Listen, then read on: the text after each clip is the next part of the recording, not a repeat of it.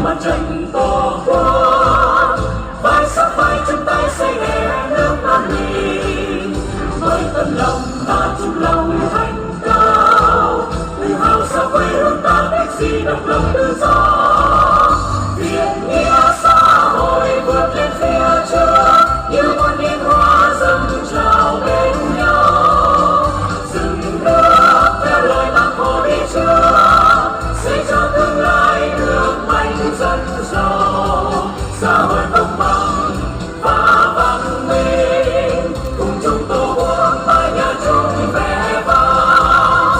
Đoàn kết đại đoàn kết, chúng ta cùng trong một mái nhà chung. Đoàn kết trong mặt trận tổ quốc, vai sát vai chung tay xây đẹp nước an bình.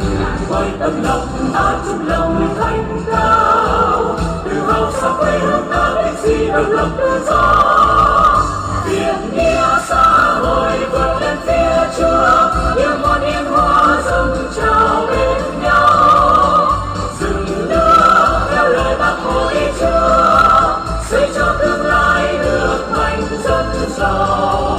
Xã hội công bằng và văn minh, cùng chung tổ quốc mái nhà chung vẻ vang.